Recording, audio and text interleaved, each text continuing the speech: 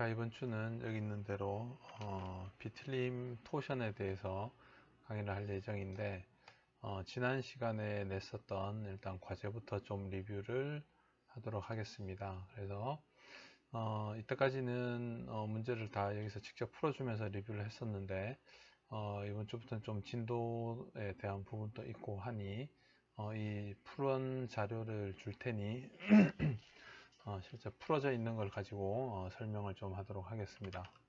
그래서 첫 번째 문제는 9.13번 문제였죠, 그죠? 그래서 다음 같은 A, B, C, D로 돼 있는데 결국은 이제 A부터 D까지에 돼 있는 내측 이런 부분에 해당되는 지름 1mm, 1인치짜리 이제 실린더 된 이제 스틸 로드가 있는데 거기다가 슬리브 이제 소매같이 이렇게 끼우는 형태인 거죠. 그에 이제 직경 1.5인치짜리를 AB와 CD 부분에 끼워서 이제 본딩을 해 놓고 나서 탄성 계수는 주어져 있고 그랬을 때 로드 P 하중 P를 구하라는 건데 뭐냐면 전체 델타 토탈량이 0.002인치가 되도록 하는 하중 P를 구하라는 게 첫 번째 문제고, B번은 그때 BC 부분에서의 BC 부분에서의 델타량을 구하라는 것이죠. 이렇게 보면 우리가 전체 이 델타량은 AE분의 PL이라는 식을 당연히 외우고 있을 거고, 이거 중에서 지금 보면 A, B, C, D에서 하중은 이쪽으로 이제 끊게 되면 이쪽 부분만 보게 되면 나머지 부분 없고 이쪽 부분만 본다라고 하면 그 부분 이쪽 부분 보면 AB 부분에는 이렇게 P가 요 P하고 동일하게 걸리게 될 거고, 이렇게 보더라도 마찬가지, 이렇게 보더라도 마찬가지예요. 그래서 전체적으로 하중은 처음과 끝 쪽에 밖에 걸려 있지 않기 때문에 전체적으로 하중은 동일한 값을 갖게 되겠죠. 그래서 이 전체로 보면 하중은 동일하니 결과적으로는 아까 델타가 A2분의 PL이었는데 하중은 다 일치를 하고 길이는 지금 각각이 달라져 있죠. 그죠? 그 다음에 단면도 지금 달라져 있어요. 그래서 이것이 이제 합으로 뭐 하나라도 달라지는 부분이 있으면 전부 다 다르게 선해야 되는데, 여기에서는 지금 보면 탄성 계수는 동일하고 하중도 동일하니까 A하고 L에 대해서만 나누면 되겠죠. 그러니까 전체 델타량은 AB의 델타량, BC의 델타량, CD의 델타량을 합한 형태가 될 것이고, 여기서 P하고 E는 동일하니까 따로 꺼낼 수 있고 이렇게 쓸 수가 있어요. 나머지 부분만 각각 AB에 대한 길이와 면적, BC에 대한 거, CD에 대한 거 이렇게 되는데, 지금 이 모양을 보면 AB하고 CD는 똑같죠, 그죠? 길이가 2인치고 이렇게 슬리브 형태니까 끼워 놓은 것도 똑같은 거죠. 그래서 2배 AB로 지금 바꿔버린 거죠. 이렇게 해서 이 델타량이 0.002가 될 때 나머지 값들을 쭉 대입해서 풀었으면 하중값을 구할 수가 있을 것이고, 여기서 보면 지난 시간에 이야기했던 대로 단위부터 다 넣어주면 여기는 PSI가 될 것이고, 그 다음에 두 배의 길이가 인치 단위, 그 다음에 면적도 인치 제곱 단위, 이렇게 되니 이 부분 PSI가 인치 제곱분의 LBF니까 이렇게 두 개가 없어지게 될 거고, LBF 곱하기 인치가 남을 거예요. LBF 곱하기 인치가 남게 되는데, 이제 이쪽에 인치가 있으니까 지워지고 나면 이제 LBF만 남겠죠.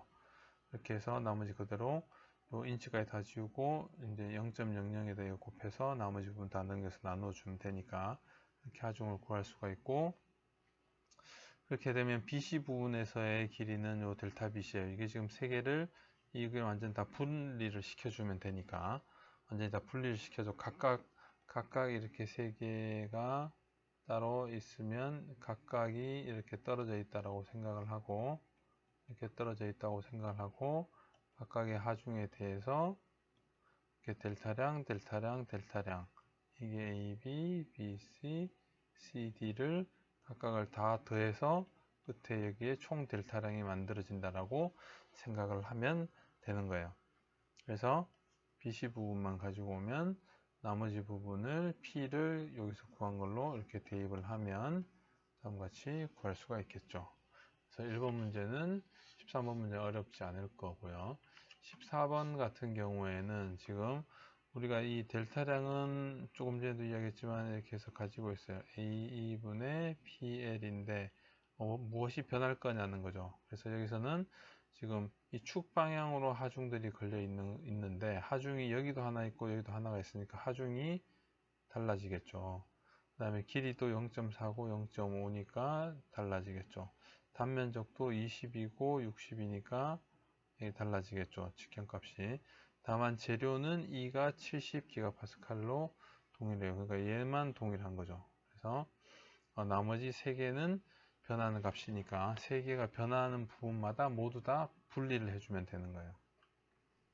그래서 하중 P는 4kN이고 이때 Q를 구하는데 deflection at A에서 이 델타량이 0이 되게 하는 이 Q 값을 구하라는 거죠. 그래서 P 때문에 전체적으로 다 늘어나야 되는데 P 때문에 전체적으로 늘어나야 되는데 Q로 잡아당겨서 이 부분을 당긴 거죠. 그 이야기는 뭐냐면 처음에 이 P는 여기 AB와 BC에 모두 다 걸리죠. 그래서 P 때문에는 이 전체가 다 늘어나게 될 거고요. 그 다음에 Q 때문에는 이 위쪽은 Q하고 전혀 관계가 없는 거죠. Q가 걸린다고 하는 거는 여기에 걸린다는 거니까. 그래서 P로 인해서 늘어나는 이 두 부분이 늘어나는 델타량하고 그 다음에 Q 때문에 이 밑에 있는 이 델타 BC 부분이 Q 때문에 줄어드는 게 이 양하고 이거하고 동일하면 된다는 거죠. 그죠?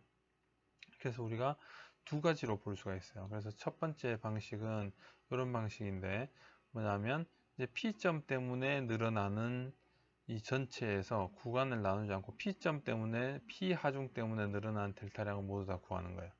그러면 이 P는 4고 이제 탄성 계수는 이렇게 되니까 이게 남아 있는 거고 그리고 나면 이제 L하고 A를 해야 되는데 AB 부분은 0.4m의 단면적 20이니까 20을 4분의 파이 d 제곱을 쓰면 되겠죠. 여기는 0.5고 이렇게 되니까 이거는 뭐냐면 이게 긴 거 이쪽이 이제 굵은 형태가 되는 거죠. 그러니까 P 때문에 두 개가 늘어난 길이하고 그다음 Q 때문에는 뭐가 변형하냐 하면 이 밑에 말한 BC가 줄어들겠죠. 그래서 BC 부분 60이고 0.5 인 부분에 Q가 걸려서 이 두 개가 같으면 되는 거예요. 그래서 이렇게 두 개를 갖다 놓으면 Q가 32.8kN으로 구할 수가 있어요. 그래서 이런 방식으로 하나를 생각을 해볼 수가 있고 두 번째는 이제 원래 우리가 알고 있듯이 원래 풀듯이 이제 이쪽을 자유물체도로 해서 각각을 힘을 구해주면 되는 거예요. 여기에 걸리는 힘은 이렇게 잘라서 보면 이제 이렇게만 바라보면 되니까 나머지 부분은 이쪽은 이제 없다고 생각을 하고 이렇게만 바라보면 여기가 F의 AB가 될 거고 이게 4kN이 되겠죠. 그래서 AB 구간에 걸린 힘은 4kN. 그리고 그 다음에는 이제 위쪽만 이 밑에까지 다시 보면 되니까 밑에까지 보면 이렇게만 보는 거죠. 여기는 지금 보지 않는다고 생각을 하고 그 다음에 여기에서 이쪽 방향으로 우리 여기서는 이제 이쪽 방향으로 쓸 건지 이쪽 방향으로 쓸 건지만 결정을 하면 되는데 우리가 이게 이제 F의 BC가 되겠죠. 그래서 이쪽 방향으로 될 거냐 이쪽 방향으로 될 거냐라고 하는 거는 이렇게 물체를 보는 거니까 이 부분을 생각해 보면 우리는 BC 부분이 실제로는 압축된다는 것을 알고 있어요. 그래야지만 이 점이 늘어나지 않고 원래 P점 때문에 늘어났던 것이 Q점 때문에 내려오게 될 거니까. 그러니까 여기는 압축이 걸리는 거죠. 그러면 이 자유물체들을 이렇게 잘랐을 때 여기가 P가 있고 여기가 지금 Q가 있는 거죠. 그러면 여기에 걸리는 힘은 압축이 되기 위해서는 이 부분의 재료를 눌러야 되겠죠. 그래서 이렇게 해야지 FBC 이렇게 눌리는 쪽 방향이 돼야지만 압축이 되는 거죠. 만약에 이것이 이렇게 돼 있는데 이쪽으로 FBC가 놓이면 이 부분의 재질은 이 힘 때문에 늘어나게 되는 거죠. 그래서 이거는 인장이 되는 거예요. 그래서 FBC는 이쪽 방향으로 쓸 수가 있는 거죠. 그래서 이쪽 방향으로 놓고 나면 첫 번째 AB 부분의 델타량은 P에 의해서만 나올 거니까 이렇게 쓸 수가 있고 BC 부분이 되는데 여기서는 P가 4고 부분이 되겠죠. 이 부분이 여기 될 거고, 뒤쪽 부분 델타 BC량은 우리가 이쪽 방향으로 압축이라는 걸 알고 있으니까 마이너스를 표시를 해주고, FBC를 이렇게 표시를 했기 때문에 P 그 다음에 이 Q가 이쪽, 그 다음에 FBC가 이쪽이 되니까 전체 합이 0이 되겠죠. 그러면 FBC 위쪽, P 위쪽 빼기 Q가 0이 되는 식이 만들어지겠죠. 그러면 FBC는 Q-P로 식을 쓸 수가 있기 때문에 Q-P가 되고, 나머지 부분을 쓸 수가 있겠죠. 근데 여기서 P는 지금 4kN이 되겠죠. 이렇게 해서 풀어보면 Q는 32.8로 해서 이 두 개 값이 같음을 알 수가 있어요. 그리고 그때 뭐 이 두 가지 방식이 있는데, 제가 지금 설명한 첫 번째 두 가지 방식이 있는데, 여러분들은 이제 이거는 이 힘을 기준으로 분리를 한 거고, 이거는 지금 구간을 기준으로 분리를 한 거예요. 자, 물체도를 생각해서 물체를 기준으로 분리를 한 거고, 이쪽은 주어진 힘을 기준으로 분리를 한 거고, 두 가지 중에 편한 방법을 쓰면 되는데 어느 쪽도 관계는 없어요. 그래서 구하면 되고, 두 번째 이제 B점의 디플렉션은 이제 BC 부분의 델타량을 구하면 되겠죠. 여기가 고정되어 있으니까. 그래서 BC 부분에서 내려간 양을 구하면 되겠죠. 그래서 델타 BC를 쓰면 되고, 여기서 보면 이쪽 델타 BC 여기에 걸리는 이제 힘은 여기 보면 Q 이쪽 부분이니까 이제 F의 BC 부분이 되겠죠. 그래서 이게 Q가 아니고 FBC가 들어가야 되겠죠. 그래야지만 이 부분에 걸린 힘이 될 거니까. 이렇게 해서 구해주면 이렇게 구할 수가 있어요. 자, 그리고 23번 문제 같은 경우에는 먼저 빨간색으로 풀어놔서 다른 색으로 정리를 해봅시다. 이 문제는 이제 책에 있던 앞쪽에 있던 연습 문제에서 우리가 이렇게 이 삼각형을 그려서 구했던 문제가 있었죠, 그죠? 그거하고 이제 같은 문제가 되는데, 9.23번 문제는 지금 이렇게 AB와 CD가 있고, BC 부분은 rigid member라고 되어 있고, 각각의 단면이 주어져 있고, 재료도 똑같이 주어져 있어요. 그랬을 때 이제 위치만 이 점에 하중이 5kN이 걸렸다 라고 했을 때, 이제 이 점의 디플렉션을 구해라. 어디로 갈 건지를 구하라. 라고 하는 거니까, 여기서는 당연히 이제 요 밑에 있는 요 부분으로 보면, 여기에서는 아래쪽으로 내려오니까 힘이, 여기서는 당연히 위쪽으로 둘 다 올라가는 것밖에 평행이 되지 않겠죠. 그래서 이렇게 놓고 풀면 자유물체도가 이렇게 그려질 거고, 이 B점의 기준으로 모멘트 평형을 구하면 이렇게 5 곱하기 0.2하고 0.64 곱하기 FCD가 0이 되니까 이렇게 쓸 수가 있고, FCD는 이렇게, FAB는 당연히 이 두 개가 합이 5kN이 되니까 여기다가 5kN에다가 값을 빼면 되겠죠. 그러면 FAB가 되고, 그럼 일단 이 AB와 CD가 걸리는 같은 재질이고 같은 사이즈이긴 한데 걸린 힘이 다르니까 늘어나는 정도가 다르겠죠. 그래서 델타 AB량은 FAB에다가 AE의 L 다 해주면 되니까, 그럼 0. 밑으로 이쪽으로 0.132mm 내려오는 거예요.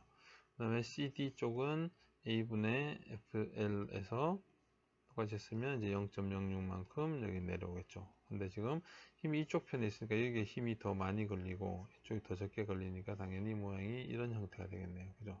처짐이. 그래서 이제 다시 그려보면 이런 형태로 그릴 수가 있을 거예요. 그래서 이 부분은 0.132, 이 부분은 0.06 만큼 내려온 거죠. 그렇게 되고 나서 여기 길이가 0.2고 여기가 0.44니까 여기 델타 E 값을 구하면 됩니다. 그러면 이거는 이제 삼각형을 그리면 되니까 이제 이렇게 잘라버리면 되겠죠. 그러면 여기가 요 부분이 0.06하고 같으니까 나머지 요 부분은 0.072. 요 길이 대 요 길이는 전체 이 길이 대 요 길이가 되겠죠. 그래서 0.072 대 여기서 여기까지 이제 델타 E 프라임이라고 놓으면 여기서 여기까지가 0.64 대 0.44 라고 해서 델타 E 프라임을 구할 수가 있고, 그럼 전체 2점의 처짐은 여기 0.06을 더하면 되겠죠. 그래서 아래쪽으로 처짐이 된다라고, 간단한 비례식으로 풀면 되는 거니까 이렇게 하면 될 거예요. 그리고 49번 같은 경우에는 여기서 보면 이거 이제 스탠다드 텐설 테스트 이제 표준적인 인장 시험편이 되겠죠. 그래서 직경이 주어져 있고 그 다음에 텐사일 로드가 주어져 있고 포화송비가 주어져 있고 탄성계수가 주어져 있고 그랬을 때 elongation of the load를 구하시오. 이 부분의 델타량을 구하라는 거죠.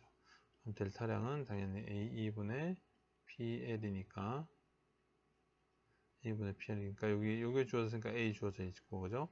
여기 지금 탄성계수 주어졌으니까 주어져 있고 길이 L0가 8인 거고 하중이 17이 주어져 있고 그럼 델타를 구할 수 있겠죠.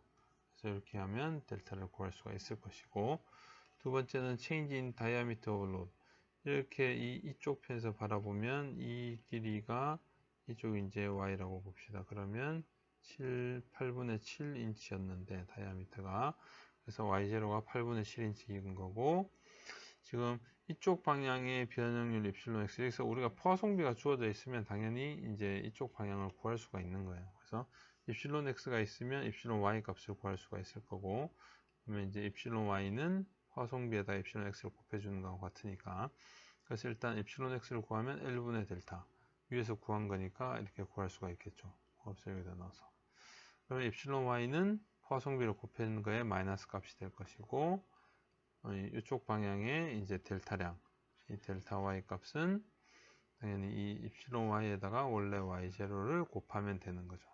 그럼 이게 이렇게 구할 거고 직경 부분에서 이 델타량은 이런 형태로 구할 수가 있을 거예요. 그럼 이제 다 같은 문제, 지금부터 나오는 문제는 다 그런 것들을 응용하는 거니까 역시 스탠다드 텐사일 테스트고 그 다음에 직경 주어져 있고 표정거리 주어져 있고 이렇게 돼 있을 때 이제 하중이 3.5kN이 주어져 있고 그랬을 때 일롱게이션이 11mm래요. 요 120 부분이 11mm가 델타량이 이제 생겼다는 건데 지금 120에서 11이면 굉장히 잘 늘어난 거예요. 많이 늘어난 거예요. 이건 이제 스틸이 아닌 거죠. 그렇게 이제 생각을 일단 해볼 수가 있고 그랬을 때 E 값, 모듈러스 오브 일러스티시티를 구하고 G 값, E 값 그리고 포화송비를 모두 다 구하시오. 이건 이제 우리가 시험을 했다라고 생각을 하면 돼요. 이런 재료가 있고 처음에 초기 재료가 있고 하중 줬을 때 델타량이 얼마였다. 그렇게 됐을 때 지금 보면 이 직경의 감소가 0.62mm가 일어났다. 직경의 감소도. 그랬을 때 우리가 이 인장 시험을 통해서 구하고 싶은 이 값, G값, 포화송비를 구하시오. 이렇게 돼 있는 거죠. 그래서 이 길이 방향, 이제 롱지튜디널 방향이라고 부르는데 이제 에필론 L 이게 이제 길이 방향, 길이 종방향이죠. 이게 이제 종방향의 변형률이 되고 이렇게 보면 트랜스버스 방향이 되는 이제 횡방향이 되는 거예요. 이 부분이. 그래서 L분의 델타니까 120분의 11 구할 수 있고 그러면 시그마는 A분의 F니까 구할 수 있고 이걸 알면 이 관계식이 주어지니까 거기에서 탄성계수를 이렇게 해서 구할 수가 있죠. 그리고 횡방향은 D분의 델타 D니까 주어진 값을 가지고 구할 수가 있고 그럼 포화송비는 원래 정의대로 마이너스의 종방향 변형률분의 횡방향 변형률 그래서 0.451 구할 수 있고 G는 이렇게 된다고 했죠. 2의 1 플러스 누분의 2 라고 해서 구할 수가 있습니다. 그래서 이 부분은 제가 지금 외우라고 했던 식들만 해도 다 알 수가 있는 거죠. 53번 같은 경우에는 보면 탄성계수하고 포화송비가 주어져 있네요. 그랬을 때 이쪽으로 시그마가 주어졌는데 초기의 슬로프가 2대 1이었대요. 그렇게 되면 125MPa로 잡아당겼을 때 이 슬로프가 변하겠죠. 원래 지금 이렇게 돼 있다고 하면 잡아당기니까 이 부분은 늘어날 거고 이 부분은 포화송비 때문에 줄어들겠죠. 그죠?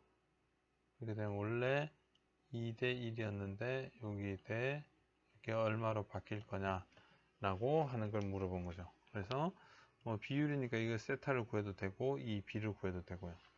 그래서 뭐 간단하게 생각해보면 2대1 말고로 이제 2대1을 이제 뭐 L0라는 값하고 2L0라고 놓는다라고 생각을 할 수도 있겠죠. 그죠? 탄성계수하고 응력이 주어지고. 그럼 시그마 L은 2분의 시그마니까 이 1.667의 마이너스 3승 만큼 이쪽 방향으로 지금 입실론 L인 거죠. 입실론 T는 이쪽 방향으로 줄어드는 게 이제 입실론 T가 될 건데, 얘는 포화송비에다가 이걸 곱해주면 되니까 이렇게 나왔죠. 그러면 지금 이 델타 X는 LX 부분은 이거였다가 이거만큼 곱해지만큼 줄어들겠죠. 그래서 델타의 LX는 요거에다가 엡실론 L이니까 이렇게 구할 수가 있을 거고, 델타 Y는 엡실론 T만큼 변화가 있을 거고, 여기에다가 지금 이 엡실론 T만큼을 곱해주면 되죠. 근데 원 길이는 2L0였고, 그럼 이렇게 나올 거예요. 그럼 새로운 슬롭은 지금 여기서 2대 1이니까 이거 대 이거라고 하면 이거 대 이거. 이게 원래는 2대 1이었어요. 이렇게 해서 여기다가 나중 최종 길이들을 집어넣어야 되니까 원래 길이에다가 더하기 델타량. 이거 원래 길이에다 더하기 델타량.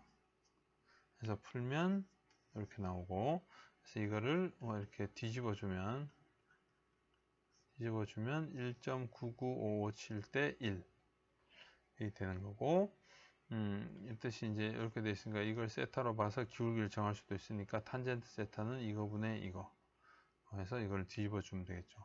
그래서 1.99557로 쓸 수가 있을 거예요.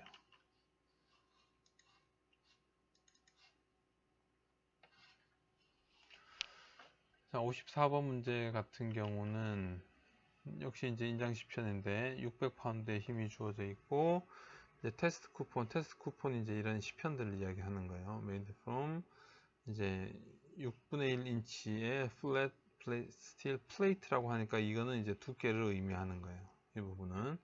그래서 탄성계수와 포성비 주어져 있고, 그랬을 때 이렇게 잡아 당겼을 때 2인치 부분의 게이지 랭스의 체인지 변화량, 위드스의 변화량, 그 다음에 thickness의 변화량, 그리고 크로스 섹셔널 단면의 변화량을 구하라는 문제예요. 각각. 그러니까 이제 각 방향을 다 구하면 되는 건데, AB 부분에 이 힘이 주어졌을 때 이제 여기서 보면 이제 델타량을 구할 수가 있겠죠. 델타는 A분의 PL이니까 쭉 대입해서 구하면, 다만 여기서는 단면이 이제 6분의 1 곱하기 2분의 1인치의 제곱이 되겠죠. 그래서 델타량을 구했고, 그럼 이제 엡실론 X를 구할 수가 있을 거예요. 1분의 델타량. 이렇게 하면 이렇게 구할 수가 있고, 여기 포화송비가 주어졌으니까 엡실론 Y하고 이 값이 그대로 엡실론 Z하고도 똑같겠죠. 그러니까 이걸로 보면 이쪽은 엡실론 이거를 Y 방향을 지금 이쪽을 지금 Y라고 하고 이쪽을 X라고 하면 지금 Y 쪽이 그 위드스 방향이고, 그렇죠? 그렇게 되면 이쪽이 지축인데 지축이 이제 thickness 방향이 되겠죠. 이게 이제 엡실론 thickness하고 똑같은 거고, 이게 엡실론 위드스하고 똑같은 거예요. 엡실론 Y가. 자, 그렇게 돼서 A번은 구했고, B번에서 위드스의 변화량이니까 위드스의 엡실론 Y를 곱해주면 되죠. 이거를 쭉 곱해주면 끝나는 거고, 두께의 변화량은 원래 두께에다가 엡실론 G를 곱하면 이렇게 나오면 되는 거고, 그래서 마지막에 델타 A, 단면적인 여기 델타 A겠죠. 델타 A는 원래 이게 2분의 1인치였고 이게 16분의 1인치였으니까 원래 A0는 두 개를 곱한 걸 거예요. W0하고 T0. 나중에 변화된 거는 이게 W는 델타 W로 바뀌고 T는 델타 T가 붙어서 바뀔 거니까 식을 이렇게 쓰면 요거 두 개 곱한 거는 이렇게 없어지겠네요. 그죠? 그럼 나머지 요거에다가 더하기 요거 두 개는 너무 작은 것끼리 두 개 곱해졌으니까 뺄 수도 있을 거예요.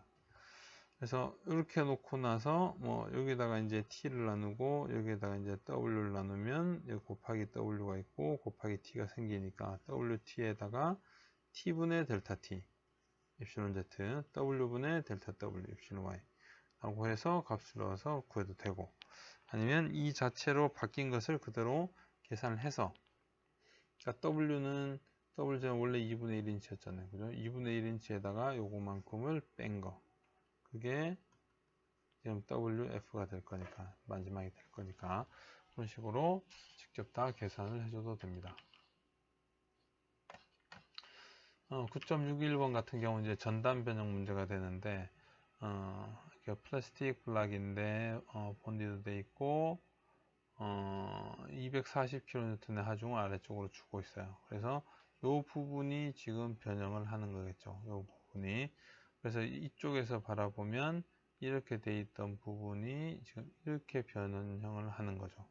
그래서 이 점이 P에 의해서 이게 이제 P가 되는 거고, 이렇게 델타량이 내려오는 거하고 이렇게 움직인 게 똑같겠죠. 이렇게 탄성 안에서의 전단만이라고 생각을 하면, 그래서 요 값이 이제 각도가 감마 값이 되는 거죠. 이게 뭐냐면 이게 지금 전단 변형률이 되는 거죠. 우리가 알고 있는 전단 변형률이 되는 거고, 이렇게 보면 그러니까 감마는 요 길이를 h로 보면 h분의 델타라고 쓸 수가 있어요. 근데 지금 구하려고 보니까 이제 이 하중 P하고 G가 주어져 있으니까 우리가 감마를 구할 수가 있겠네요. 그죠? 그래서 타우는 A분의 V니까 V는 240 이렇게 주어진 거고, 그 다음에 이 힘이 어디냐 하면 이 면에 나누어서 걸리는 거죠. 밑에 이렇게 보면 밑에 면에 이 면에 나누어서 걸리게 되는 거니까 이거는 80에다가 120, 그래서 80에 120 곱한 거에다가 나눠지겠죠. 그래서 전단 탄성 계수를 나눠주면 전단 변형률이 나오고, 그러면 우리가 구하고자 하는 델타량은 여기다가 높이 h를 곱하면 되겠죠. 그래서 이렇게 구하면 됩니다. 이게 뭐 이 부분은 쉬우니까. 요 두 개는 이제 9-59번하고 9-60번 문제는 우리가 지금 말고도 굉장히 많이 쓰이는 부분이기 때문에 이야기를 하려고 해요. 여기서 보면 주요한 단어로 이제 플레인 스트레스 이렇게 되어 있는 거는 우리가 평면 응력이라고 하는 거예요.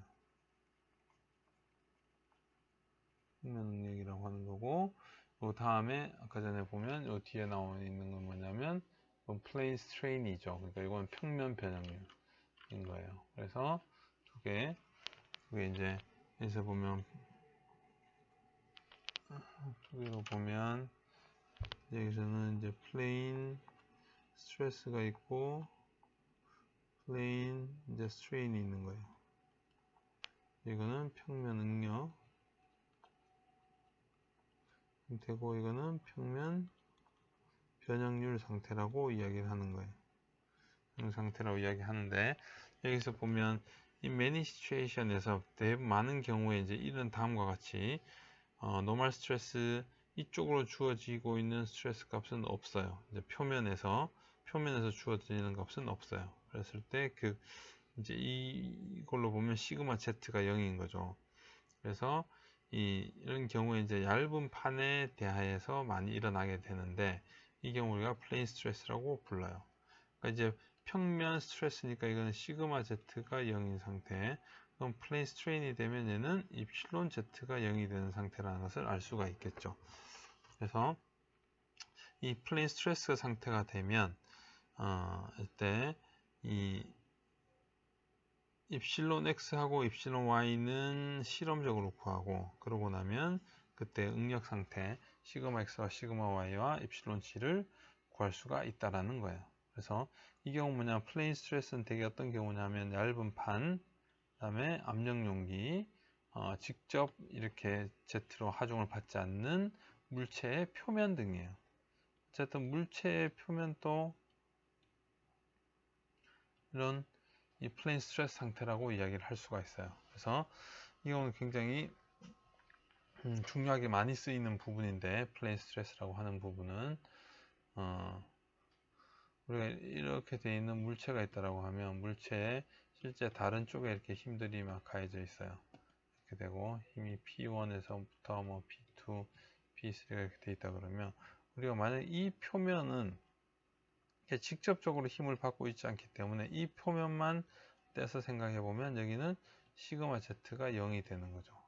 주어진 게 없으니까. 그러니까 이거는 플레인 우리가 스트레스 상태를 이렇게도 써요. 여기서 플레인 스트레스, 이거는 이제 플레인 스트레인 상태 뭐 이렇게 다시 갖고 쓰기도 하고, 이렇게 되는 거죠. 그러면 이런 하중들 때문에 어쨌든 여기에는 변형이 생겨요. 변형이 생기는데, 변형이 발생을 하는데 시그마 Z는 없는 거죠. 그렇게 되면 여기에 걸리고 있는 이러한 응력 값들은 얼마인가 라는 것을 구할 수가 있다는 거예요. 대신에 여기 변형을, 이 부분은 측정을 해야 되죠. 변형의 측정은 이제 스트레인 게이지를 붙이면 되고, 스트레인 게이지를 이 표면에다가 되게 이렇게 이렇게 이게 이제 0도, 90도 방향과 이렇게 보면 이제 45도 방향. 스트레인 게이지는 이렇게 가늘게 된 이렇게 선으로 되어 있는 건데, 이 부분이 이제 변형을 받으면 늘어나기 때문에, 늘어나게 되면 이제 저항이 커지게 되겠죠. 이게 늘어나면 이 단면적이 줄어들 거 아니에요. 그러면 이제 저항이 커지니까 이 저항의 변화를 보고 여기 있는 변형률을 잴 수 있게 만드는 곳이 스트레인 게이지예요. 그래서 이걸 가지고 우리가 입실론 x와 입실론 y를 측정을 하는 거예요. 여기서 입실론 y x하고 입실론 y를 측정을 하면 나머지를 알 수가 있다 라고 이야기를 하는 건데, 그때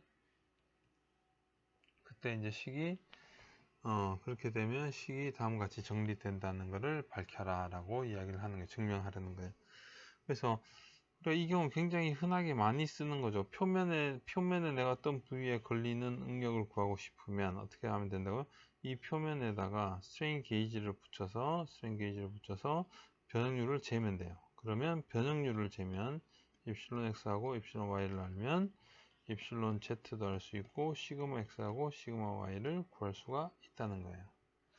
그래서 이거는 뭐 뻔한 거죠. 이렇게 시그마 이 x가 지난번에 이렇게 돼 있었고, 증명하는 거는 한 번만 이제 이것만 방식만 써줄게요.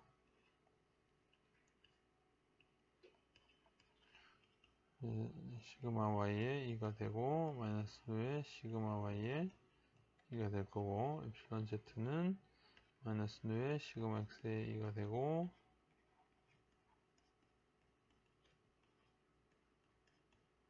이렇게 될 건데, 여기서 뭐냐면 지금 시그마 z가 0이라고 했죠. 그럼 이 값이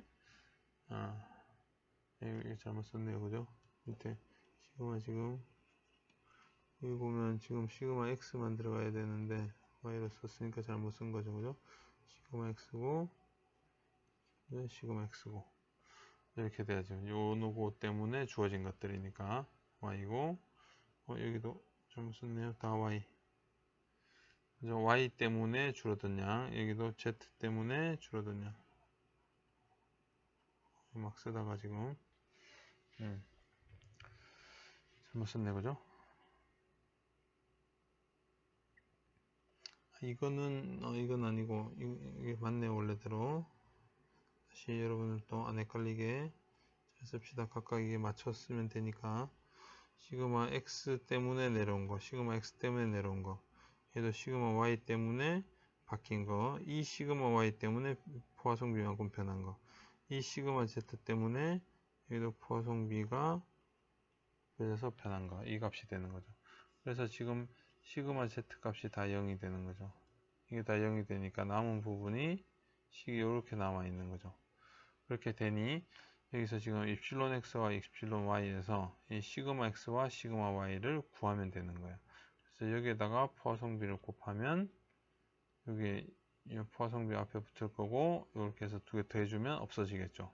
그렇게 해서 이 두 식에서 입실론 x와 입실론 y를 구하면 이렇게 식을 구할 수가 있는 거고, 그래서 나머지 이제 입실론 z의 이 시그마들을 구한 것을 대입을 하면 이렇게 된다는 거예요.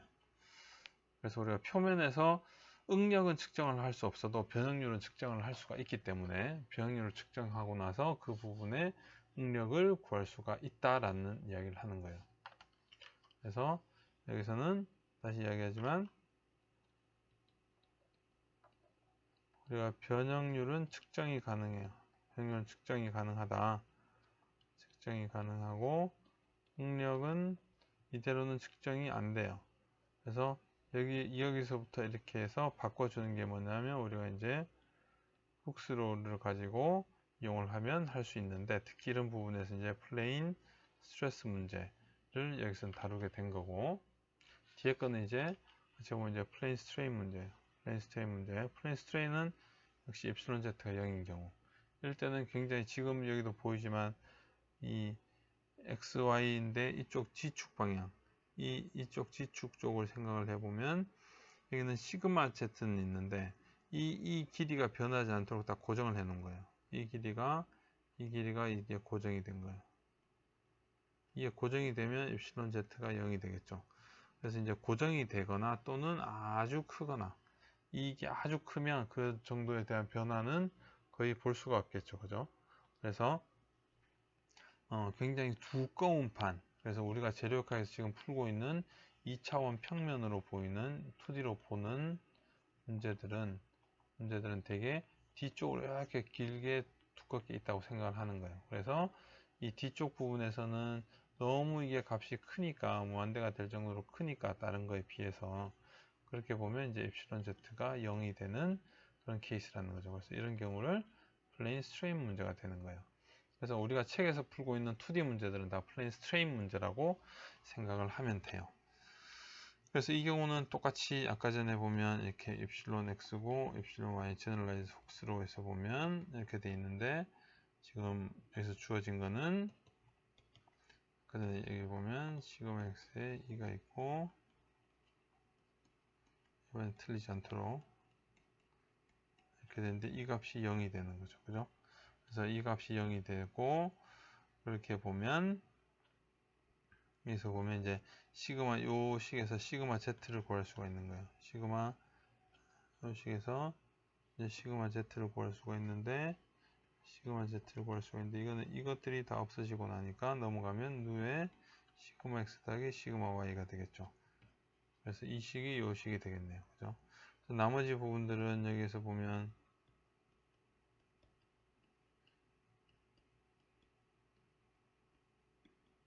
이렇게 되는데, 여기 요 값을 여기다 넣으면 되겠죠. 그러면 시그마 x와 시그마 y에 대해서 표현을 해줄 거예요. 그래서 시그마 y와 시그마 x에 대해서 표현을 해줄 수가 있을 거예요. 그래서 요 부분 이제 플레인 스트레인에 대한 부분에서는 이제 플레인 스트레스에 대한 부분, 그 두 부분은 굉장히 좀 중요하게 다루어지는 부분이기 때문에 특히 실제로 구조물 문제를 다룰 때 이제 응력을 어떤 부분에서 파괴가 일어나고자 한다, 또는 어떤 부위에서 이렇게 돼 있으면 이런 부위에서 이쪽 부위에서 뭔가 이 응력 값을 구하고 싶어요. 이렇게 힘을 쭉 받고 있으면. 그랬을 때 이 부분에다가 이제 변형률, 이제 스트레인 게이지를 붙이는 거죠.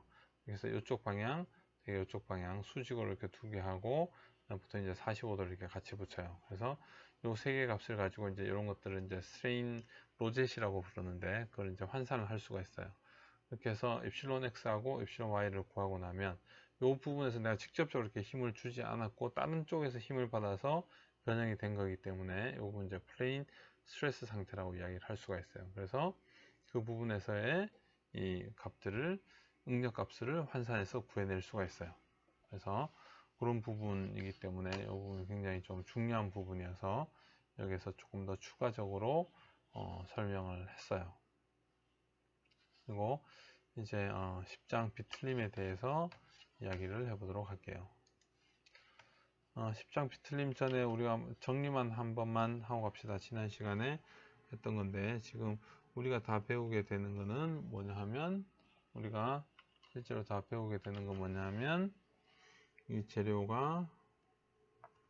재료의 파괴 또는 이렇게 안전을 따지게 되는데, 이 부분은 우리가 지금 주로 지금까지 이제 스트레스로 많이 판단을 하게 될 거예요. 그래서 이런 물체가 있으면, 계속 이야기했던 거죠. 물체가 있으면 이쪽 방향이 종방향이고 이쪽 방향이 횡방향이 되는 거고, 그래서 물체에 걸리는 들어올 수 있는 하중의 종류는 힘과 모멘트가 되는 거예요. 그래서 힘은 이 x, y, z로 트랜슬레이션을 일으키는 거고, 모멘트는 세타 x, 세타 y, 세타 z로 회전을 일으키는 거죠. 그래서 종방향으로 들어온 힘, 이것을 우리가 축방향 하중이라고 부르는 것이고, 종방향으로 들어오는 회전이 이제 종방향으로 들어온 이제 회전에 대한 하중 모멘트가 되는 거예요.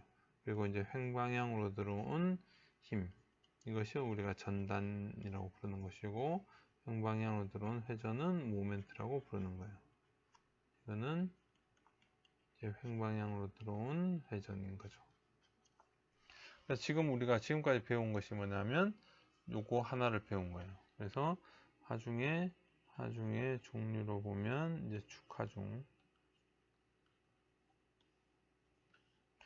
축하중인 거죠. 그죠? 그래서 여기서 보면 이제 축하중은 P 우리가 쓰고, 여기서 이제 그 다음은 응력이 되겠죠. 이 하중 P는 뭐냐면 단면에 수직 응력을 발생을 시킨다 하는 거고, 그러면 변형은 어떻게 되냐면 이거는 수직 변형률을 만드는 거고 L분의 델타량으로 결정이 된다. 그러고 나면 우리가 응력과 변형률의 관계는 이런 관계가 있겠죠. 이건 재료를 시험해야 나올 수 있는데 탄성 구간 내에서는 시그마는 이 입실론이 된다. 이렇게 되면 우리가 가장 중요하게 보통 보고 있는 변형이라는 건 뭐냐면 이걸 여기다 넣고 이걸 여기다 넣고 풀면 델타량은 2분의 L이 될 것이다 라고 하는 거였어요. 이게 그래서 테이블 첫 번째 테이블이에요. 그 다음 이제 우리가 두 번째는 우리가 비틀림이라고 하는 비틈을 이제 배우게 될 거예요. 여기서 들어온 종방향 힘 했으니까 종방향 회전 모멘트가 되겠죠. 그래서 하중은 토크 T가 되고, 미리 써보면 응력은 얘는 전단 응력으로 만들어지게 되고 J분의 TC가 될 거예요. 변형률은 감마는 L분의 로 파이로 만들어지고, 응력 변형률 관계는 타우는 G 감마로 후계 법칙을 다시 따르게 되어 있어요. 그래서 비틀림을 받게 되면 우리가 변형은 회전각으로 만들어 줄 수가 있는데 JG분의 TL이라고 하는 것을 만들 거예요. 그래서 우리가 T라는 건 알고 있지만 여기서 보면 J라는 것들을 새로 나온 것들, 로라는 거 하는 거, 파이라고 하는 거, 이런 부분들에 대해서 모양을 만들고 익혀야 되는데, 결과적으로 이제 이런 쪽 종방향에 여기서 이제 이게 종방향이라고 종방향에 지금 나머지 부분 옷을 배우게 될 거예요. 이거는 당연히 외워야 되고요. 이렇게 해서 나머지 쪽 최종적으로는 여기는 횡방향까지 두 개를 더 채우면, 전체 재료역학 원이 끝나게 돼요.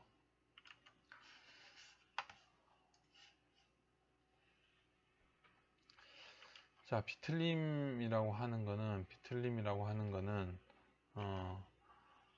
우리가 알고 있는 거는 이렇게 된 게 있으면 이걸 이렇게 비트는 거예요. 이게 지금 비틀림이에요. 비틀림. 단면의 모양을 보면 단면이 이렇게 이 길이 방향에 대해서 이렇게 휘어지는 형태가 아니고 이 부분이 단면을 기준으로 해서 이렇게 회전되는 형태. 단면이 이렇게 비틀어지는 형태인 거죠. 이런 거는 이제 비틀어진다라고 이야기를 안 하고 굽힘이라고 이야기를 하고, 제자리 단면에서 이렇게 회전하는 형태, 트위스팅 되는 형태를 우리가 비틈이라고 부르는 거예요. 그래서 비틀림이라고 이야기를 하고, 또는 비틀림이라고 이야기를 하고, 영어로는 이제 토션이라고 많이 쓰죠. 그런 하중이 되는 거를 이제 토크가 걸린다. 토크가 걸려서 토션이 일어나는 거죠. 이렇게 이야기를 하는 건데, 축 방향으로 들어온 회전 방향에 대한 거예요. 그래서 이렇게 이 재료가 이렇게 쭉 돼 있으면 아까 비틀림은 이런 형태로 비틀림에 토크가 작용을 하는 거예요. 토크가 작용을 해서 요 T는 토크에서 지금 요 T만 쓰는 거예요. 토크가 작용을 하는데 지금 그 방향, 여기 나타내는 요 방향은 어떻게 쓰냐 하면 우리가 항상 오른손을 써요. 지금 이렇게 보면, 저 그림으로 보면 이렇게 감싸지는 형태로 비틀어져 있잖아요. 그죠? 이 모양에서 지금 이렇게 감싸지는 형태로 토크가 걸리고 있는 거죠. 그러면 이 손가락 방향을 우리가 토크의 방향이라고 오른손으로 놓고 쓰고 있는 거예요. 그래서 이쪽에서 보면 방향이 오른손의 엄지가 가리키는 방향인데, 화살표 하나일 때는 그냥 단순하게 힘 같은 거하고 헷갈릴 수가 있으니까 여기서는 화살표를 두 개를 쓰는 거예요. 화살표 두 개가 있으면 이 토크라고 생각을 하면 돼요. 토크나 모멘트도 똑같이 이렇게 해서 오른손 법칙으로 방향을 표시를 하는 거죠. 그래서 토크가 걸리는 거는 책에서 보면 대표적인 게 이제 전동축이에요. 모터가 이렇게 돌려서 회전을 하게 되면 이쪽에서 이제 자기장에 걸려서 이제 모터 회전을 하겠죠. 그럼 이쪽에 이 모터가 돈다는 건 이쪽에 뭔가 일을 하고 힘을 주는 거죠. 간단하게 보면 자동차에서 엔진이 막 움직이면 크랭크 축으로 해서 전달돼서 넘어오면 축이 회전을 하게 될 거고, 이걸 바퀴가 굴려서 차를 가게 만드는 거죠. 그죠? 근데 바퀴가 그냥 제자리에서 도는 게 아니고 바퀴가 이제 지면을 딛고 돌아가야지만 차가 가는 거니까, 그때는 이 돌리기 위해서는 이 휠이 이렇게 있다가 땅을 받치게 되니까 이 축이 회전하는 걸 막는 걸 부하를 주는 거예요. 그러니까 축이 제자리에서 회전만 하는 게 아니고, 우리가 모터를 이렇게 돌려놓고 손을 잡으면 모터가 서잖아요. 그건 이제 얘가 낼 수 있는 토크가 작기 때문에 이걸 못 버텨 나가는 거예요. 그래서 어쨌든 부하가 걸리기 때문에 축이 이렇게 비틀어지는 상태인 채로 계속 도는 거예요. 비틀려져 있는 상태로. 그래서 그런 부분을 우리가 제일 흔한 게 이제 전동축. 책에 보면 이제 차의 전동축들이 있죠. 발전기나 모터의 축들에서 이런 것을 가장 많이 쓰고, 그래서 여기서는 우리가 그렇다고 하면 이러한 토크가 걸렸을 때 이 재료에 우리가 관심 있는 거는, 그러면 변형은 어떻게 되고, 그죠? 그러면 우리가 토크에서 걸렸을 때 우리는 지금 파괴를 뭘로 판단하냐면 응력으로 판단을 하고 있죠. 그죠? 그러면 응력은 어떻게 구해지고, 그러면 이거에 대한 변형률은 어떻게 표시를 하고, 그렇다면 이 두 개의 관계는 어떻게 되고, 그거에 해당되는 변형은 어떻게 되는지를 배우게 되는 게 이 10장일 거예요. 그래서 중간에 보면 우리가 이런 변형의 양상들을 파악을 해야 되기 때문에, 특히 우리가 다루는 거는 사각축이 아니고 원형축만 다룰 거예요. 지금 원형축만. 사각축은 여러분들이 다룰 수 있는 정도를 벗어날 거예요. 그래서 원형축을 일단 다루고, 원형축이 나중에 끝나고 나중에 더 공부를 많이 할 사람들은 사각축을 다루게 될 건데, 일단 여기서 원형축만 할 거예요. 그래서 원형축이 비틀림을 받게 되면 모든 단면은 평면을 유지하고 뒤틀림이 없다라는 게 현상학적으로 있고 현상적으로 있고, 이런 가정을 또한 하게 되는 거예요. 그래서 축의 이러한 단면들이 서로 이제 여기서 보면 이렇게 토크를 이렇게 받는다라고 생각하면, 서로 이렇게 다른 각도로 회전하는 동안에 이 단면은 이 단면 위치에 그대로 유지하겠다는 거예요. 이게 지금 이렇게 되거나 하지 않고, 단면은 이렇게 이 강체 슬라브처럼 강체로 돼 있는 이런 슬라브를 비틀었을 때 옮겨가는 것처럼 회전을 한다라는 거예요. 그래서 이제 전단 변형이라고 하는 거는 이제 축선이라고 하는 거는 이제 원통을 보면 가운데 이 부분에 축이 있겠죠. 이렇게 돼서 이게 이제 축선이에요. 이게 축선이 되는 거고, 축선에서 멀어질수록이라고 하는 거는 표면으로 가까이 갈수록이겠네요. 그죠? 여기서 원통의 중심에서 반경 방향 커지는 쪽으로 갈수록 선형으로 전단 변형이 이루어진다. 이런 이야기를 또 다룰 거예요. 그래서 또 10.4에서는 이제 여기서 후계 법칙을 다룰 거고, 10.5가 되면 이제 비틈각을 다루게 될 거예요. 그래서 일단 10.2부터 이제 진행을 해보면, 자, 추궁력에 대한 예비 고찰을 할 거예요. 자, 예비 고찰을 좀 해봅시다. 그래서 AB 이렇게 보면, 이걸 지금 원통이라고 좀 생각을 해보면, 여기에서는 지금 이렇게 비틀고, 이쪽에서는 서로 이렇게 비틀어야지 비틀림이 발생하겠죠. 그죠? 여기에서 보면 이렇게 비틀어야지만 비틀림이 생기겠죠.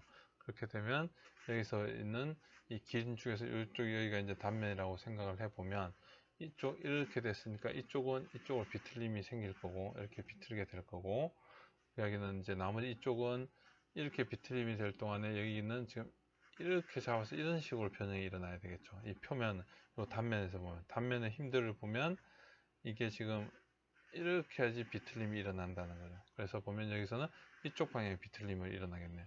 그러면 이제 요쪽 요 위치에서는 여기에서 이렇게 보면 요 위치에서는 힘이 이쪽 편으로 가야 될 거고 요 위치에서는 힘이 이렇게 요 위치에서는 힘이 이쪽 방향으로 가야 되겠죠. 그렇게 하지만 이렇게 회전하는 형태를 만들 수가 있겠죠. 그렇게 해서 만든 것이 그림이 요 그림이에요. 이렇게 보면 이 표면에서 보면 이 중간에 단면 여기 있는 수직 단면 여기 자른 부분을 여기라고 보고 있는 건데 이 토크하고 여기서 나타나는 표면상에 여기 이쪽에서 주어져 있는 이런 토크하고 이쪽에서 주어지고 있는 이렇게 평면상의 힘들하고가 서로 발생하는 토크가 평형을 이루어야지만 되겠죠. 지금 이 물체라고 하는 게 평형 상태에 있는 거니까. 근데 이제 요 힘을 요렇게 각각 단면에 이제 델타 A라고 이야기하면 여기서 나오는 방향을 전단력의 불력이라고 해서 델타 F로 쓸 수가 있겠죠. 그래서 중심에서부터의 거리를 우리가 로우라고 표시를 해요. 반지름 거리를 로우라고 표시를 하고 그렇게 해놓고 평형식을 쓰면 이제 가운데 보면 이게 가운데 점이고 여기까지가 로가 될 거고 이게 로가 될 거고 여기에서 이제 델타 F가 걸릴 거고 델타 F가 있을 거고 이게 단면이 DA가 되겠죠. 그러면 이쪽 이면에서 주어진 토크를 모두 다 이 가운데 점 기준으로 해서 토크를 다 구하면 로 곱하기 델타 F 로 곱하기 델타 F가 이렇게 회전을 만드는 토크가 되겠죠. 그거를 뭐냐면 여기 있는 이 전체 A에 대해서 단면에 대해서 모두 다 더하면 그게 반대쪽에 있는 이 토크와 평형을 이루겠죠. 여기서 다 구한 게 이 값이 될 거고 이게 이 값이 될 거예요. 그렇게 하는데 이제 델타 A 여기에 델타 A에 작용하는 전단 응력을 우리가 타우라고 이야기를 하면 그러면 델타 F는 타우에다가 델타 A를 곱한 형태가 되겠죠. 이 단면에 이 델타 A에 걸리고 있는 델타 F니까 이거 두 개를 나눈 게 여기에서 걸리는 전단 응력은 이 dF 나누기 da가 되겠죠.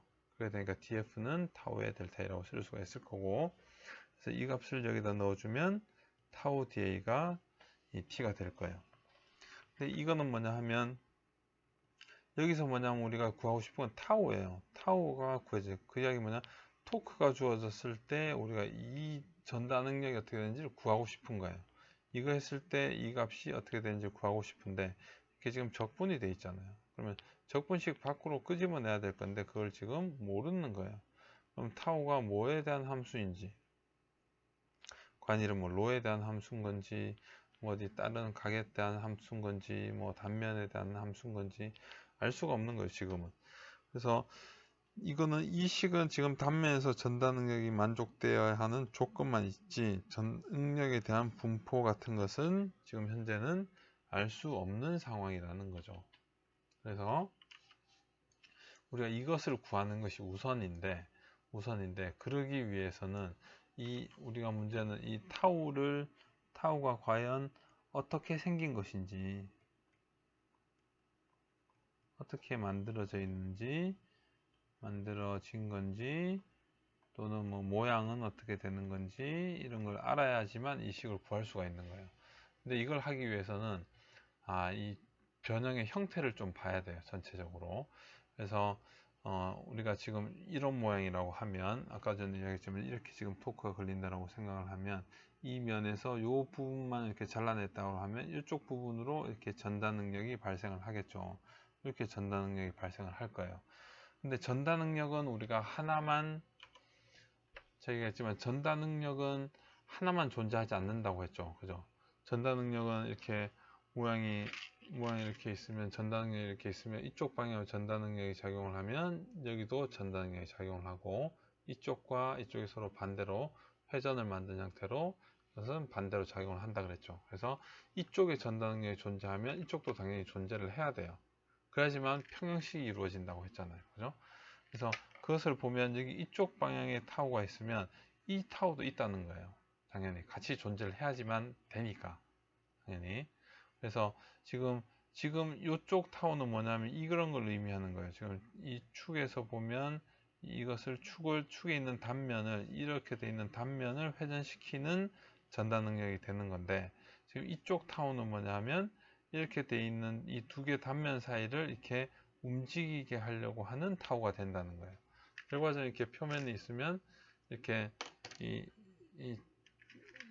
전체 이걸 이렇게 보면 이제 비틀었을 때 이쪽으로 생기는 타우들은 이 단면을 움직이게 하려고 회전시키려고 하는 타우지만, 이 타우가 존재하면 이렇게도 타우가 존재한다는 거예요. 이쪽도 존재하는 거예요. 그거는 뭐냐면 여기 있던 것을 서로 이 옆쪽으로 좌우로 이제 움직이게 만들려고 하는 전달 능력이 같이 존재한다는 거죠.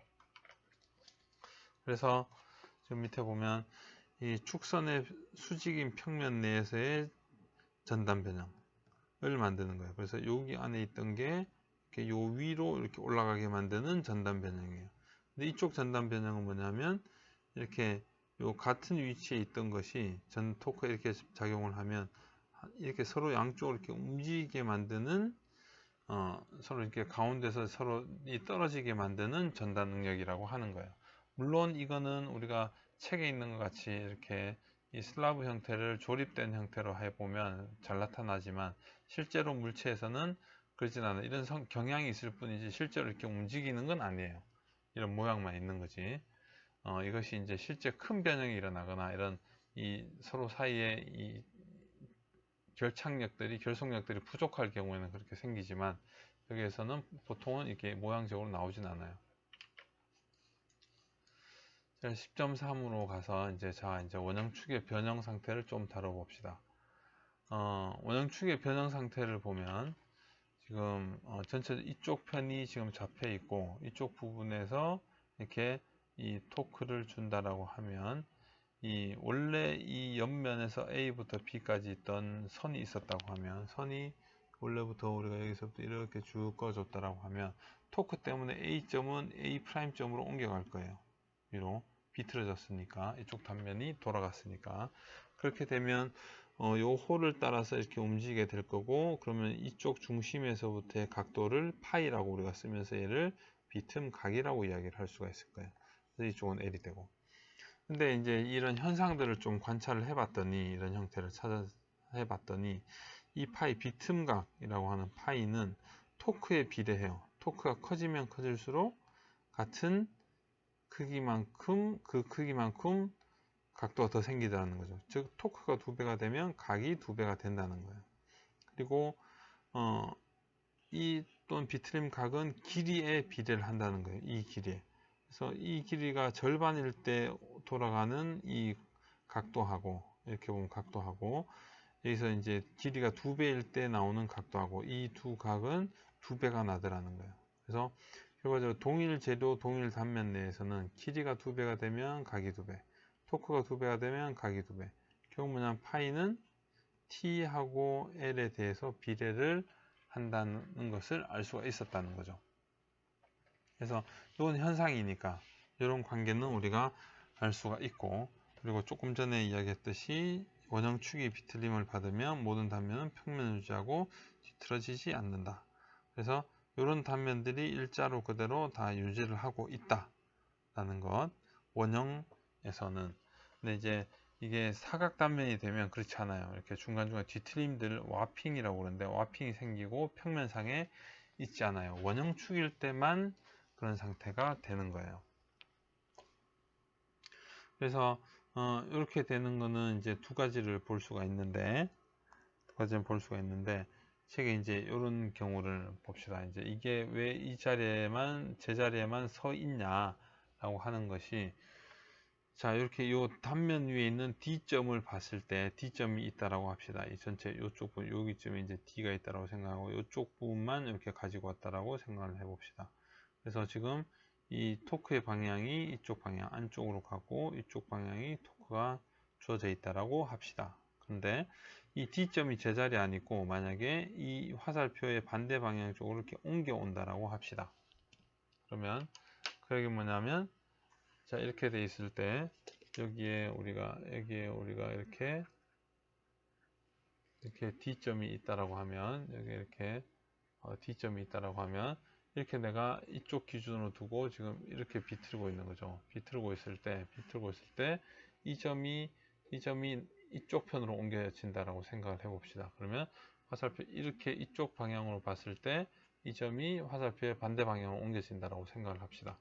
근데 얘를 비틀기 위해서 뭐냐면 이쪽은 이렇게 비틀어야 되고 이쪽은 이렇게 비틀어야 되는 거죠. 그러면 이쪽 오른손으로 보면 이렇게 비틀어야 되는 거예요. 오른손으로 보면 반대쪽도.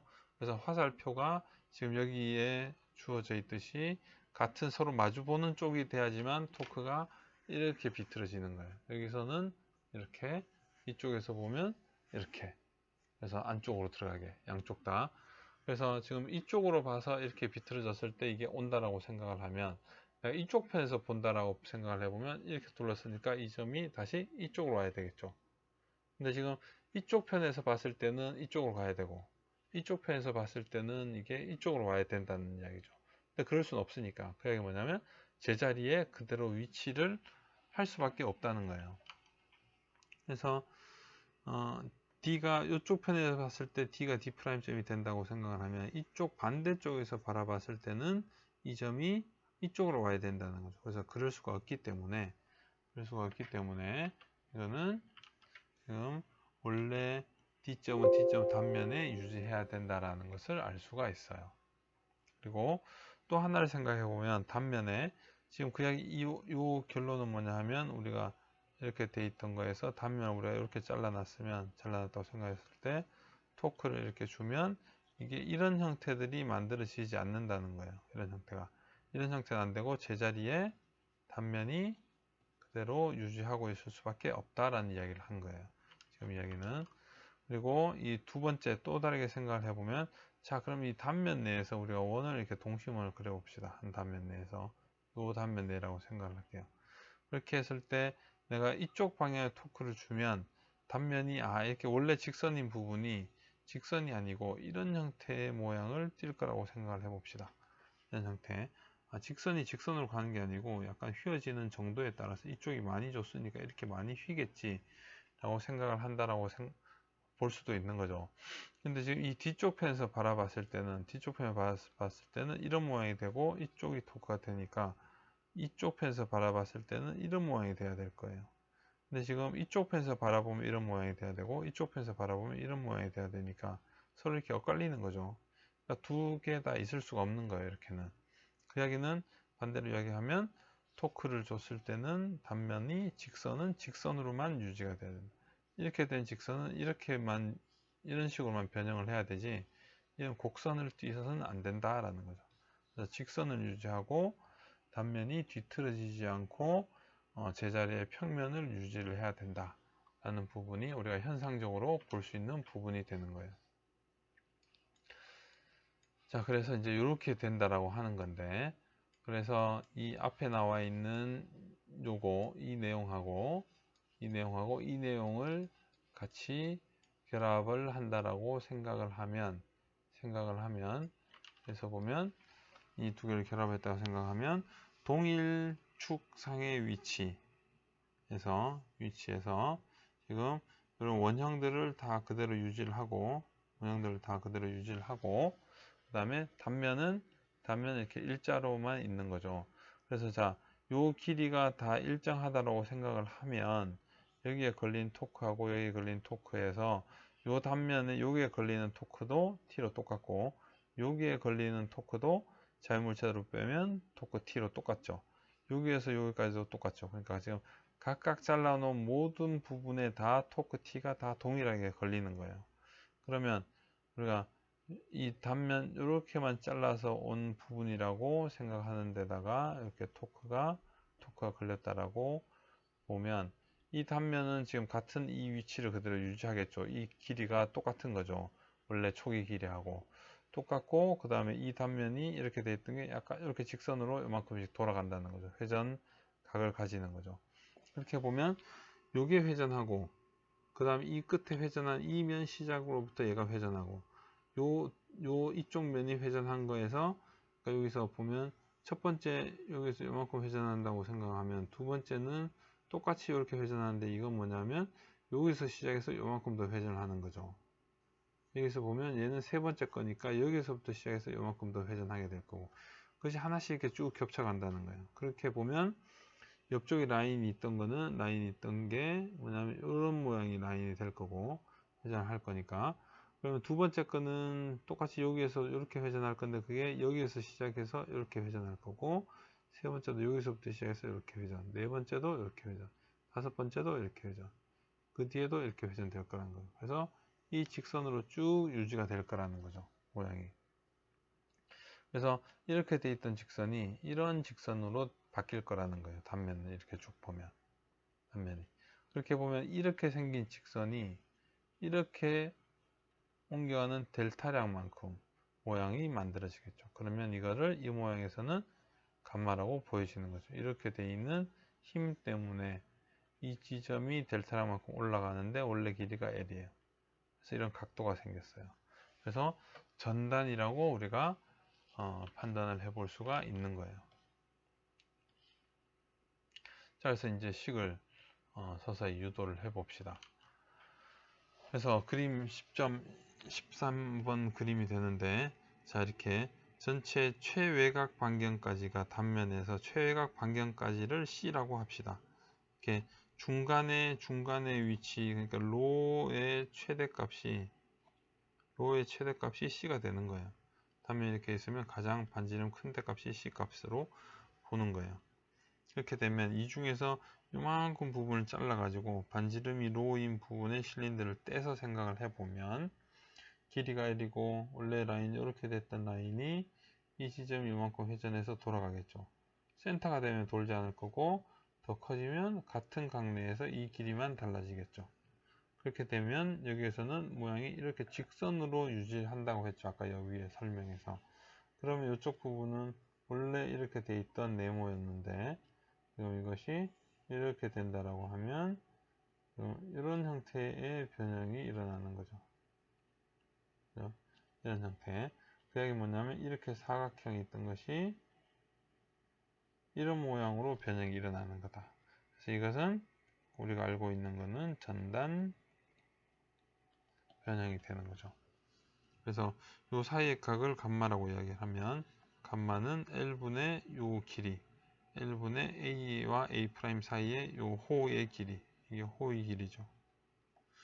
호의 길이라고 하면 대신 이쪽 단면에서 보면 이게 지금 A하고 A'까지의 길이가 되는 거고 이게 감마고 이 길이가 L이니까 이제 요 길이는 요거에다가 그러니까 이거분의 이거가 요게 되는 거죠.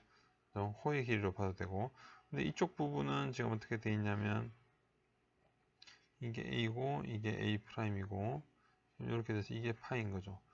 그러니까 지금 요 길이가 A'은 L은 R 세타니까 로 곱하기 파이 있는 게 되는 거죠. 요 길이가 로 곱하기 파이가 되는 거예요.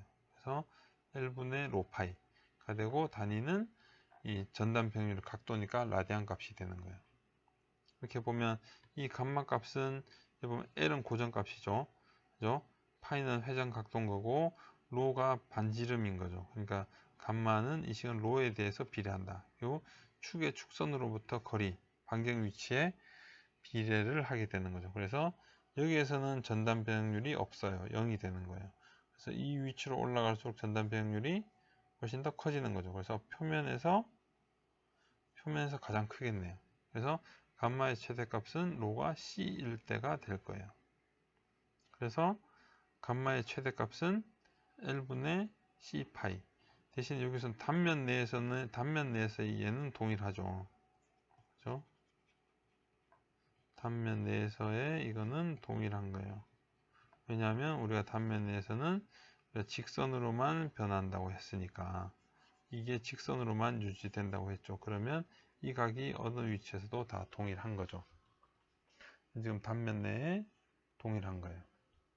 그래서 요 식을 하나를 지금 구할 수가 있겠네요. 그죠?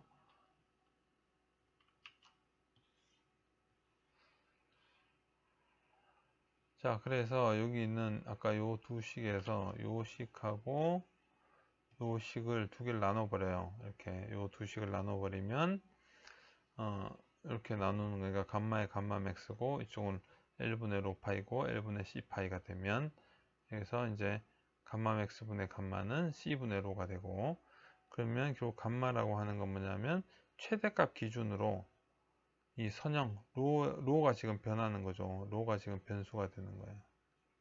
로가 변수인 거니까 이렇게 되는 거예요. 그래서 원형 단면에서의 변형률 분포 감마라고 하는 것은 축 반경 위치에 선형적으로 변화한다. C는 고정값이죠. 감마 맥스도 고정값이에요. 단면이 주어져 있고 토크가 주면 변형률 최대값은 표면에 있을 거니까 이거는 표면으로 나올 거니까 그 값은 정해진 값일 거고, 로에 따라서만 변화를 할 거다는 거죠. 그래서 감마가 로에 대한 함수라는 걸 거예요. 여기까지 됐으면 그럼 자 이제 다시 응력을 생각을 해봅시다. 그러면 조금 전에 이제 감마는 S는 C분의 로의 감마 맥시멈이었죠. 그죠? 식으로 보면. 그러면 이것도 탄성 변형 내에서 보면 후계 법칙을 따르는 걸로 실험을 통해서 보면 알 수가 있어요. 그래서 결과적으로는 뭐냐면 타우는 G 감마를 만족을 하게 되겠죠. 그렇게 되면 이 식에서 여기다 G를 곱해주고 여기다 G를 곱해주는 거예요. 그러면 식이 이렇게 되겠네요. 그러니까 이거는 감마가 되고 이거는 감마의 맥스, 이건 타우가 되고 이건 타우의 맥시멈 값이 되고, 즉 그 이야기면 탄성 한도 내에 있으면 전다 능력은 반경 위치의 선형으로 비례한다. 그럼 이렇게 이게 단면이라고 보면 이게 중심이에요. 중심에서 이쪽은 응력축으로 보고 이쪽에 반지름 위치축으로 보면 표면 0일 때는 로가 0이니까 0이 돼요. C가 될 때는 타우 맥시멈 값을 갖게 돼요. 그럼 이 사이는 선형으로 전다 능력이 분포하고 있다. 그래서 전다 능력의 분포는 중심에서부터 나가면서 이 원주 위치에서는 똑같지만 원주의 반경 방향으로 늘어나게 되면 그 값이 선형적으로 커진다는 게 주어져 있는 거예요. 만약에 이게 중공축이다, 가운데 뚫려 있다라고 하면 여기는 없으니까 이렇게 보면 이게 C1에서 최소, C2에서 그대로 최대값이 되겠죠.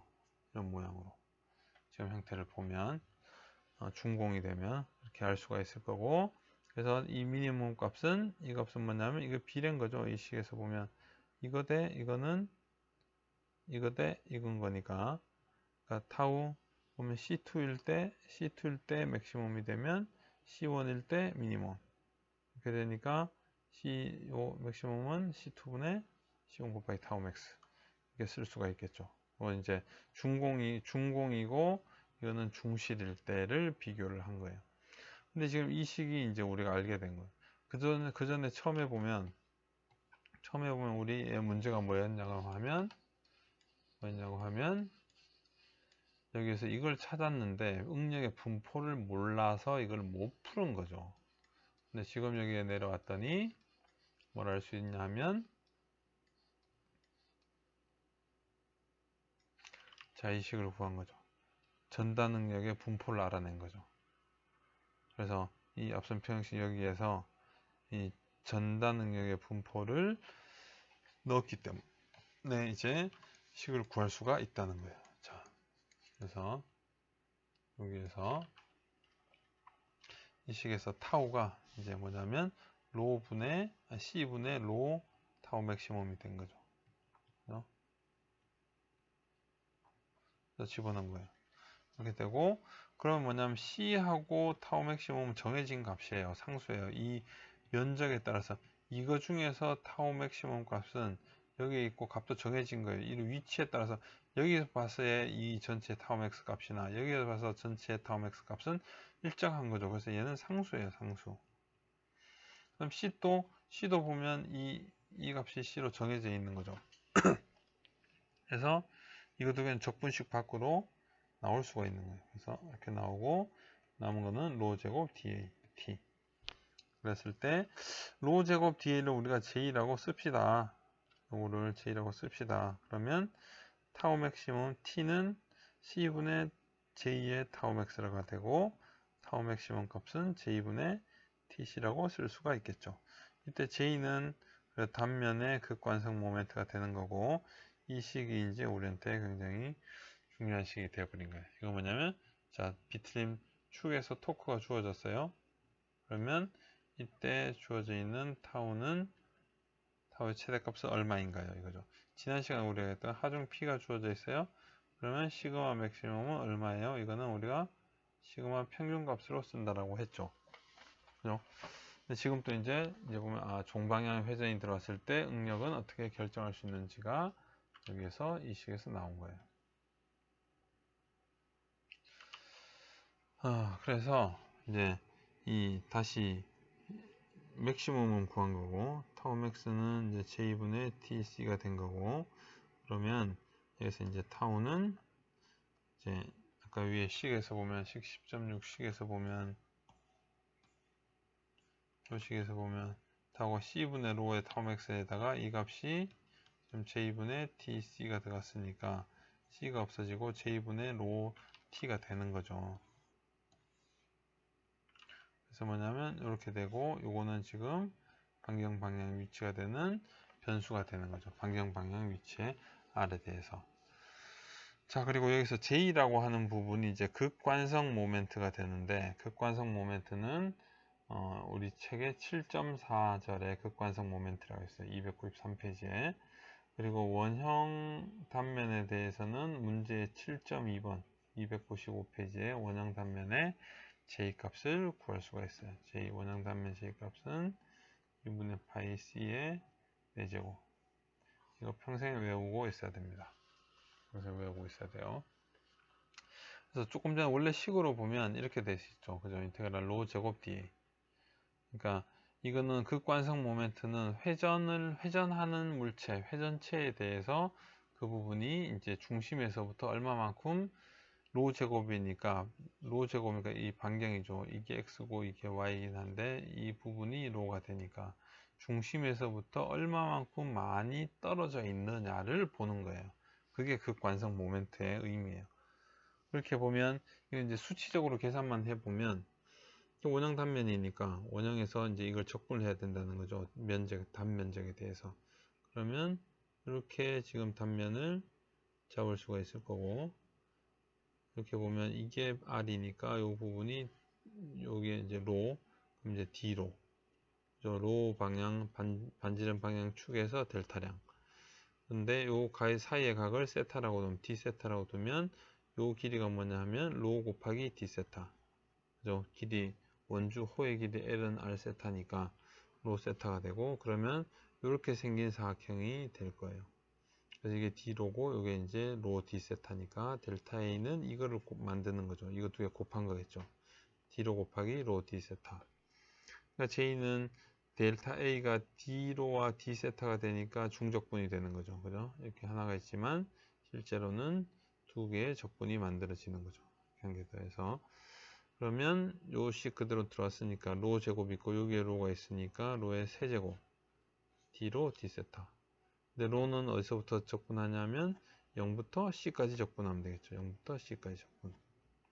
그래서 이걸 적분하면 4분의 로의 4제곱 0부터 C까지. 세타는 이런 게 쭉 돌아서 하면 되니까 0부터 2파이까지. 그래서 여기서는 C만 들어가면 될 거고 이건 0이 될 거니까 대신 C는 세타에 대해서 일정하죠. 그래서 4분의 C의 4제곱이 나오고 적분하면 2분의 파이 C의 4제곱. 책의 문제 7.2에서 이렇게 돼 있어요. 어차피 이걸 적분하는 거니까 원 안에서 일정한 거는 이렇게 두께가 있는 쉘 같이 이 부분이 일정할 거니까 D로만큼의 가지고 있는 링 반지 같이 돼 있는 그 부분을 DA라고 보는 거죠. 그러면 여기는 원주는 2파이로가 될 거니까 DA는 D로의 2파이로. 그래서 여기다 집어넣으면 이건 로 부분만 적분하면 되겠죠. 그래서 2분의 파이 C의 4제곱이라는 것을 알 수가 있어요. 그것은 굉장히 중요하니까. 자, 그래서 예제 10.1을 봅시다. 그러면 이걸 한번 문제를 풀어봅시다. 자, 중공축이에요. 중공축. 두께 외경 60, 그다음 내경 40, 이럴 때 길이가 1.5m 그리고 토크를 줘요. 그랬을 때 지금 보면 전달 능력이 최대 전달 능력이 120MPa 넘지 않도록 하는 토크 T를 구하시오. 그리고 두 번째는 그때 전달 능력의 최대값을 구하시오. 그럼 자 이제 토크 T를 줬을 때 전달 능력이 나오는 거니까 타우는 J분의 TC가 되겠죠. 이게 최대 맥시멈 값이니까. 그때 J는 뭐냐면 반경 방향이니까 조금 전에도 이렇게 C가 됐을 때 2분의 파이 C의 4제곱이라고 했는데 이게 적분해서 DA가 되는 거니까 이렇게 중공이 되면 C1이면 이만큼 빼면 되는 거예요. 2분의 1에 C2의 4제곱 마이너스 C1의 4제곱 각각을 빼는 거죠. 그러니까 이거에서 요만큼을 빼버린 거예요. 그게 이제 J가 되는 거죠. 그러면 이제 J는 이렇게 쓸 수가 있겠죠. 이거 C의 제곱 아니고 4제곱이에요. 여러분들 면적 구하면서 굉장히 많이 틀리는 부분이라서 꼭 주의해서 실수하지 않도록. 다른 거 다 계산했는데 이런 거 실수하면 아깝잖아요. 그래서 이것도 반지름이에요. 지름이 아니고. 그래서 2분의 파이에 30의 4제곱, 20의 4제곱. 해서 이렇게 구할 수가 있어요. 이게 J 들어가고, 그 다음에 C도 반지름이에요. 반지름. 이렇게 해서 이렇게 넣어주고 나면 식이 만들어질 거고, 단위들 없앨 수 있죠. 그럼 뉴턴 밀리미터가 나올 거고, 그럼 이것은 120 곱하기 이거에 나누기 30 요것만 해서 이게 나왔을 거예요. 그러면 6승이니까 6제곱이니까 뉴턴 또 킬로뉴턴으로 밀리미터는 또 미터로 고쳐주면 끝나겠죠. 그래서 이걸 구할 수가 있고 그럴 때 타우 미니멈 값 이거는 원의 안쪽 면에 나오겠죠. 그죠? 그래서 C2일 때 맥시멈이면 C1일 때 미니멈 이거죠. C2일 때 타우 맥스이면 C1일 때 타우 미니멈인 거죠. 타우 미니멈은 이게 없어지고 곱하기 C1이 되는 거니까 이렇게 해서 구할 수가 있다라는 거예요. 자, 그 다음에는 문제 10.1번을 봅시다. 뒤에 가서 문제 10.1번을 보면 이렇게 축이 보면 간단하게 그렸는데 A, B, C, D점이 있다라고 하면 TA 첫 번째 A에 걸리는 토크는 6kNm, B도 14, C점은 반대로 해서 26kNm, 마지막 D는 6kNm. 물론 이 4개의 합은 0이 돼야 되겠죠. 방향까지 생각을 해보면 6 더하기 14가 20이고 여기까지 이제 26이고 26이니까 평행이 되겠죠. 그렇지 않으면 평행 상태가 아니고 계속 회전하고 있는 상태가 되어버리니까 가속을 받으면서 그래서 각 이 구간의 길이도 정해져 있고 대신에 내측은 이제 가운데 부분은 이제 중공으로 되어 있는데 바깥쪽이 120mm고 내측이 90mm인 중공인 거죠. 그래서 첫 번째는 BC 부분에 걸리는 타워 민맥스 값을 구하시오 하는 거니까 여기에 걸리는 TB는 여기를 자르면 되니까 요거 두 개가 더해진 값이 되겠죠. 그래서 20kNm가 될 거고 J 값은 반지름 60 빼기 60에서 4제곱 빼기 45의 4제곱 되었고 타워 맥스는 J분의 이 T는 B는 똑같고 위치가 2분의 L0 2분의 D0 여기 D0라고 하면 여기서부터 여기까지 C점이니까 이렇게 되겠죠. 그다음 미니멈은 안쪽 면 DI 이렇게 되거나 아니면 이걸 구한 다음에 이렇게 구하거나 하면 되겠죠. 그죠? 그래서 이거는 뭐 간단하고 B 부분에서는 자 AB와 CD 부분에 허용 전달능력이 65MPa이 되게 하려면 그 부분의 D는 얼마가 될 것이냐. 지금 뭐 AB나 CD는 똑같죠. 그죠? 똑같고 그러면 타운은 J분의 TC니까 되니까 이게 AB가 되고 D 그러면 이게 지금 65MPa보다 작아야 돼요. 그래서 일단 D라는 걸 문자로 놓고 쓰면 되니까 대신에 이게 없어지고 세제곱이 되겠죠.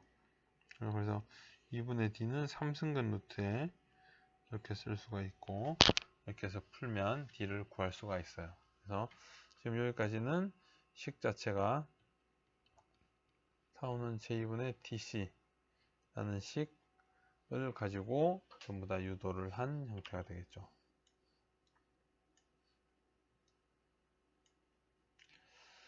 이번 주 숙제는 이렇게 나갈 거예요. 앞에 있는 문제 10.2번 풀이가 있는 부분을 직접 나눠 써보고 풀어보고 그 다음에 441페이지에 붙어 있는 10-1, 2, 3, 5, 7, 16번 총 7문제 합쳐서 7문제가 되겠죠. 그래서 이렇게 해서 과제를 내도록 하겠습니다. 그래서 이 부분은 크게 어려운 부분은 아니니까 여기까지 비틀림 경사응력까지 경사면응력까지 설명을 하고 넘어가도록 하겠습니다.